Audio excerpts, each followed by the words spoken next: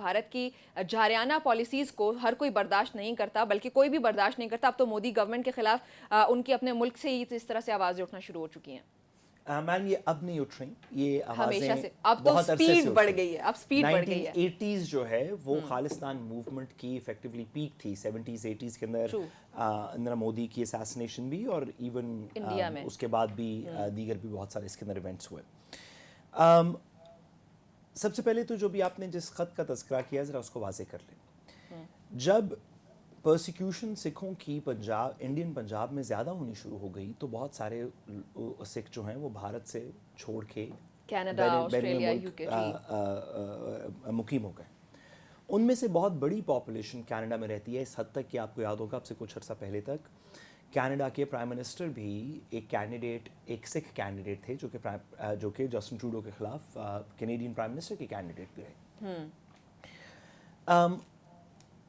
اس کو مزید اگر ہم تھوڑا سا ڈبل ڈاؤن کریں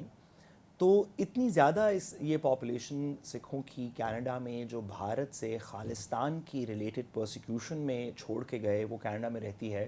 کہ آپ کو یاد ہوگا کہ کینیڈین گورنمنٹ نے فارملی یہ بات اناؤنس کی کہ بھارت نے کینیڈا میں اپنی ایجنسیز کے تھرو کچھ اساسینیشنز کروائی ہیں، اور کینیڈین پرائم منسٹر نے آ کے آفیشلی یہ بات کی. جو خالستان کی موومنٹ کے لیڈر ہیں وہ بھی کینیڈا میں رہتے ہیں.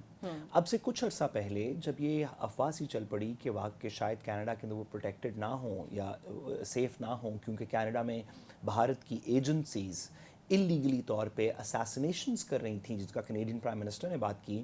تو ڈونلڈ ٹرمپ کی طرف سے ایک خط گیا کہ اگر آپ وہاں پہ غیر محفوظ ہیں تو آپ امریکہ آ جائیں، ہم آپ کو محفوظ رکھیں گے. یہ کس چیز کی بھی انڈیکیشن دی گئی کہ ڈونلڈ ٹرمپ بھارت میں خالستان کی موومنٹ کے جو لیڈرز ہیں ان سے ایمپتھائز کرتے ہیں یا ان کے ساتھ وہ چلنے کو تیار ہیں، اور یہ مودی کے لیے ایک ایسی گورنمنٹ کے لیے جو ویسے صرف اپنے بھارت کی بات نہ کری ہو، ایک اکھنڈ بھارت کی بات کر رہی ہو. اگر اس کے اندر یہ بات ہو کہ ہم جو آپ کا ایگزسٹنگ بھارت ہے اس میں سے بھی پنجاب کو الگ کرنے والوں کے ساتھ ہیں، تو امریکہ کی طرف سے بڑا دھچکا تھا. یہ جو واشنگٹن کے اندر اس وقت بہت سارے سکھ لوگ موجود ہیں اور کہہ رہے ہیں کہ ہم یہ ریفرینڈم کرنا چاہتے ہیں، یہ اس symbolic right to free determination کی علامت ہے جو ہم چاہتے ہیں کہ کشمیر کے اندر بھی ہو، جو ہم چاہتے ہیں کہ انڈین پنجاب کے اندر بھی ہو، خالستان کے لوگوں کو بھی ہو، تاکہ وہ